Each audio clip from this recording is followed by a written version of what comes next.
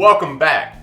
The legs are all glued up and ready to go. I just gave them a very light sanding, mainly to remove the chalk marks that were on there because we're going to make some more chalk marks. And the other thing you want to do is make sure that along these edges there's no little glue droplets, or I call them glue nubbins, that are sticking out.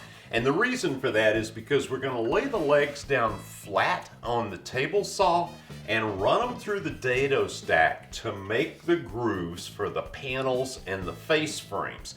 But the first thing we need to do is decide where on these legs we want to have the panels and the face frames located. And to get the design clues for that, let's take a look at the SawStop outfeed table.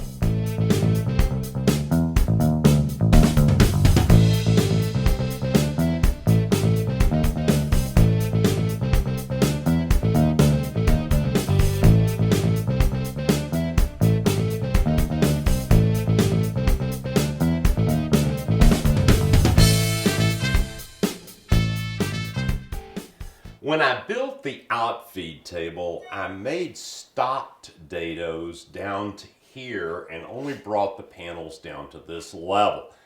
The primary reason for that was because my dust collection piping goes underneath the table and I wanted it to clear adequately.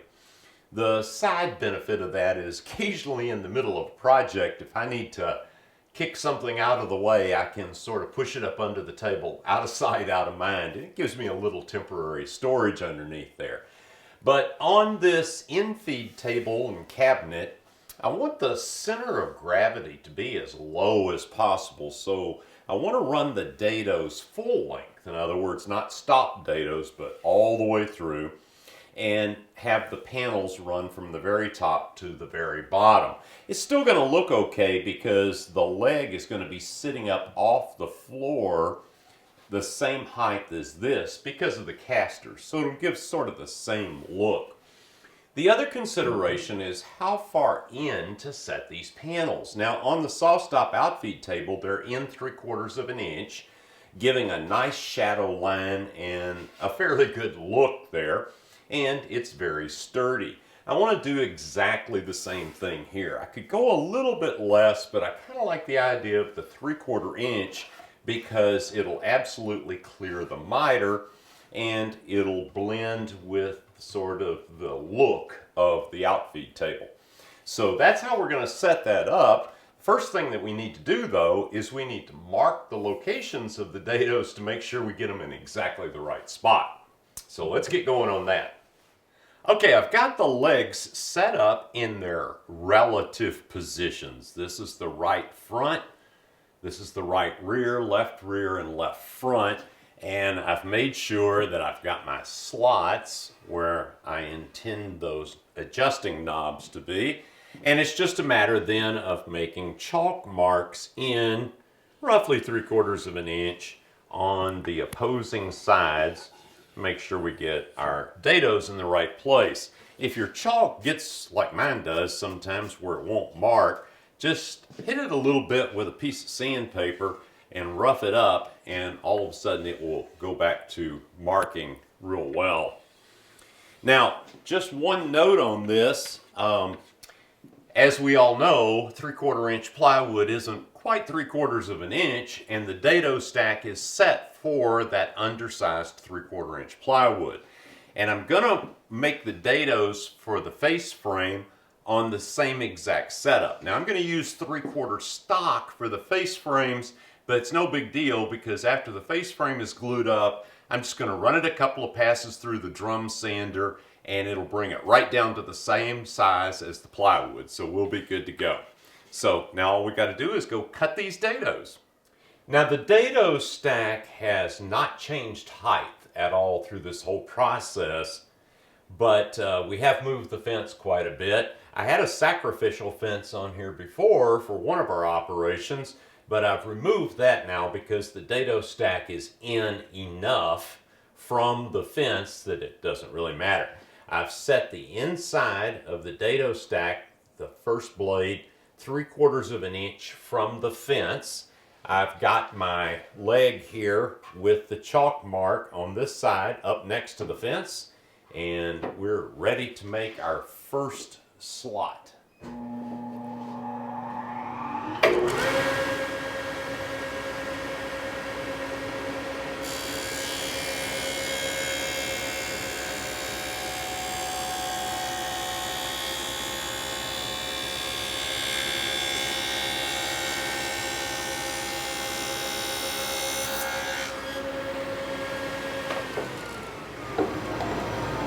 Oh, that looks pretty good. I like that. Now, to cut the next slot, what we're going to need to do is we're going to need to turn it end for end because of the location here. I want to make sure we get our chalk mark in the right spot, and we're ready to cut the next slot. I'm going to double check. Yep, that's right. Better safe than sorry, right?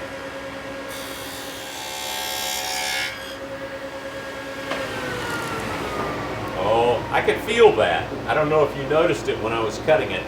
There is a knot in one of the inner cores of the plywood, and I could actually feel that when I hit it. Well, that's the procedure. I'm going to go ahead and get the rest of these slots cut, and we'll move on to the next step. All right, well, that's it for the dado stack for this project. So I've got the power disconnected, also off over here. And I'm going to go ahead and change out the dado stack and put my regular blade back in. So give me a couple of minutes on that, and we'll start cutting the panels for the sides of this cabinet. Now, as usual, when I'm working with a full 4x8 sheet of 3/4 inch stock, I like to break it down using the Festool TS55 and guide rail combination and get it to a little bit more manageable size, and then do the rest of the cutting on the table saw. But first I need to figure out exactly the size of those panels. Now, when I measured underneath the wing of my saw stop before, I decided to make this cabinet, table, in-feed system, whatever we're calling it, I decided to make it 21 inches wide by 21 inches deep. Now, we've made the legs, and those are 3 3/4 inches square, all 4 sides. So we just need to do a little math to figure out the width of the panels. And for that, I use the fraction calculator app on my phone, and you really should download this if you don't have it. So the first thing that I'll do is I'll enter in the 21 inch target that we have minus. And we know the width of the leg is 3 3/4 inches, so minus 3 3/4 minus. And the other leg, 3 3/4 minus. And now I've got the width between the two legs. But I need to add back in 1/4 inch on each side for the depth of the dado, where the plywood will be sticking into the dado when it's glued together. So I'm going to do plus 1/4 plus 1/4, and my answer is the width of the panels needs to be exactly 14 inches. Now, this dimension can easily change if you're building this to go under a different size saw or a different type of saw, but this is the size that I want to make it to fit under the wing of my SawStop professional cabinet saw. Now, let's look at the height. Calculating the height is simply exactly the same height as the leg. And you'll recall from the original first video in this series, we calculated the height by taking the height of the caster, and then we figured out the height that the top is going to be, and we figured out how much clearance space we had under the wing of the saw, and we made the leg to fit that and give us just a little bit extra clearance. But one thing I wanted you to note is that even though we know by the plans what the length of this leg is, it's good to measure it and just be sure, because we've done an awful lot of milling on these legs. And the reality is, where I had shot for 22 3/4, I'm actually a 32nd of an inch short of that. So I want to remember that when I'm making the panels and the face frame. Unfortunately, I've got a bit of a problem in breaking down this sheet of plywood that I hope you won't have, and frankly hope you never have. I stored this sheet of plywood in my lumber barn, which is an unheated, uncooled barn. It's dry on the inside, but you know, with weather changes and everything, well, anyway, all of my lumber is stored up in racks and nothing is actually touching the concrete. And typically, when I put plywood in there, I put it up on blocks of wood so it's not touching the concrete either. But I either got lazy or lost my mind or something, and I put this plywood in there flat on the concrete. And with all the weather changes, the plywood actually wicked some moisture up from the edge it was sitting on, and I've got some discoloration down here along this edge. I've got a really bad corner down here. So I've got to cut a fair bit of this plywood off to get to the good stuff. I also have a pretty ugly mark right here, and it's going right through the heart of the plywood in a good section. And then, just to compound the issue a little bit more, I need a 55.5 inch long by 18.5 inch wide piece for another project I'm working on, and I just have to get it out of this sheet of plywood. So I've got to be really careful how I break this down, to the point that I actually sketched it out on a piece of paper where I was going to get all the parts to try to make the best out of this piece and get everything that I need. So the first thing that I'm going to do is I'm going to line this up as best I can to get as much of the ugly off this sheet, and then we'll take a little bit off this edge over here. I've got to take a little bit off that bottom down there, and then we'll be able to start breaking it down into the sizes that I need.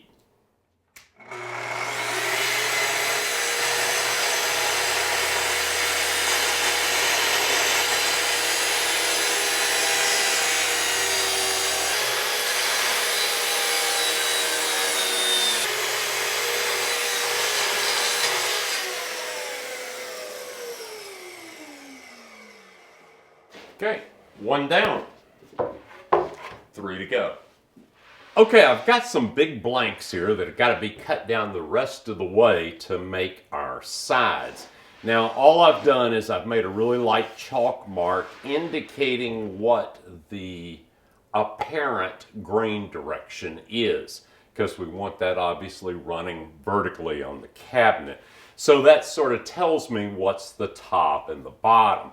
And I'm going to cut the top and the bottom first, because I'll have a larger bearing surface on the fence. Now, obviously, these are quite wide, and when they cut down to 14 inches, having only 14 inches against the fence is a little less safe and a little less accurate. So if I cut the top and bottom and get it to the height that needs to be first, then I can go back and use that longer bearing side to cut the two sides. So the first thing I'm going to do, since these are going to be 22 3/4, I'm going to cut this at 23 1/4, get a nice square edge up here, and then I'm going to flip it over and put that edge up against the fence and cut it to its final size. So let's get going with that.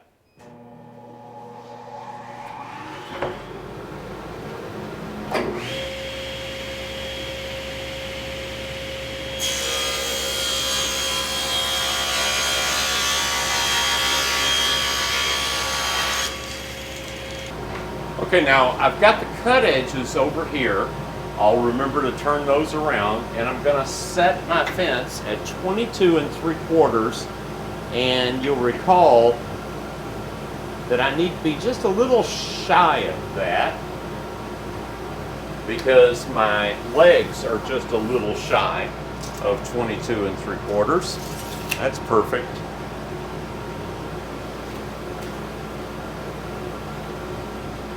And now what I can do, because this was my cut side, I'll flip these around and we'll get them to their final length.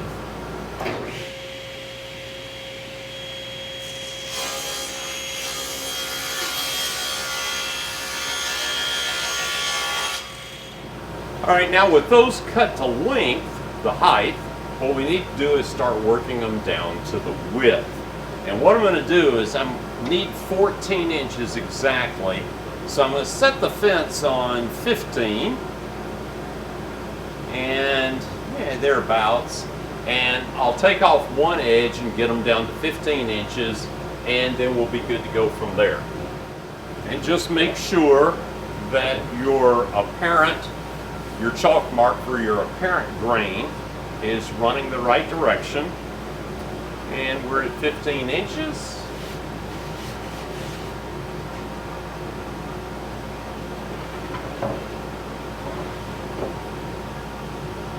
Since this is my keeper piece, I'm going to kind of look and see where the grain looks the best.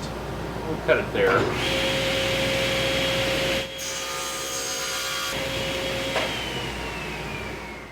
Okay, I flipped my stack around so that the side we just cut now will be against the fence. I've set the fence at 14 inches. I'm ready to cut. By the way, people ask sometimes, why do you always cut the saw off after each cut? Well, this is not a production shop. I'm not in a big hurry. And when offcuts pile up over on the offcut side of the blade, that's just a prescription for an accident to happen. I can't tell you how many times I've seen guys run cut after cut after cut, and sooner or later one of the offcut pieces falls over and hits the blade and goes flying back, hopefully not to hit the person that's operating the saw. Just cut the saw off, remove your workpiece, remove the offcut piece, take it off the table, and keep a nice clean work area. It's just so much safer.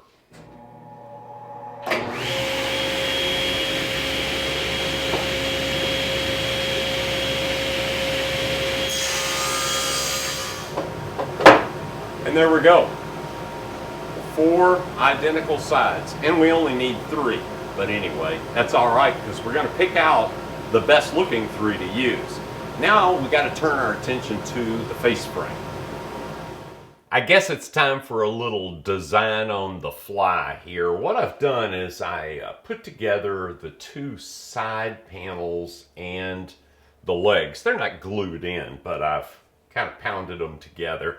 And I set them up here with the front legs and the back legs at the appropriate distance apart, as if the panels were installed there. And I'm looking at different pieces of wood to get an idea of how wide I want to make the face frames. And let me show you what a little bit of my consideration is. This cabinet will not be used just for storage. It's also going to be an in-feed table for my SawStop saw, and it's going to be an outfeed table for my bandsaw, and it's going to be used for some other purposes as well. So the strength and rigidity of the structure is very important, and I really like the thinner stock for the face frame, but again, I'm worried about strength. My original thought on this was to have a simple face frame with 2 styles and just a top rail and a bottom rail, and I was going to put a door on it. And I would have a shelf in the bottom where I would put my Dado stack and my additional saw blades, again putting the weight in the bottom of the cabinet to lower the center of gravity, and then maybe have an adjustable shelf in the top for other small things, push sticks or things like that. But as I look at this and look at this thinner rail, I've sort of come to the conclusion that what I really need to do is I really need to have a rail on the bottom, a rail on the top, and a rail right across here. So what I'm going to do is I'm going to put a drawer on the top and a door on the bottom. That's going to complicate the construction a little bit, but I think it's going to be worth it for the additional rigidity that it'll give to this structure. So I'm going to go with a face frame material about this width. So I'm going to get ready to slit some spare material that I have. It's all maple. I'm going to get that down to size and get ready to go to the next step. Well, I've got plenty of face frame stock cut, but before I start putting that together, I want to go ahead and glue up these two sub-assemblies. And the way I'm going to do that is to do the side and the right rear and right front corner. And then I'll do the same thing over here with this side with the left rear and the left front corner. And this is going to be pretty easy because it's going to be somewhat self-aligning. All we got to do is get some glue into these grooves.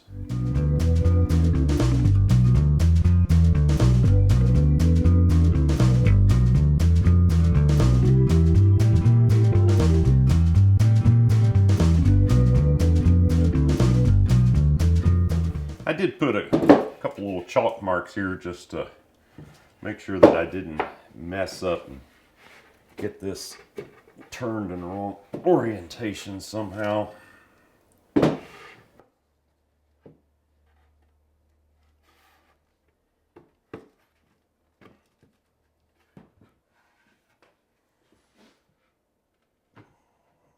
There we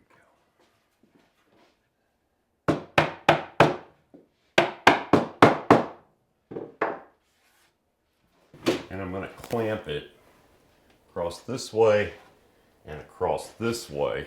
But what I want to do first is I want to make sure that this plywood has not tilted any inside the dado. And actually, that looks pretty good. So let's pull it together at both ends.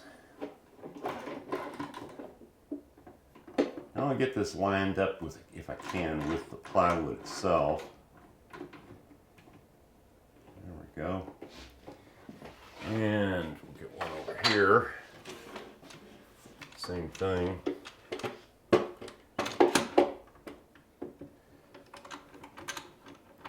So this is up off the workbench just a little bit so that I'm lined up. And now what I want to do is check this again to make sure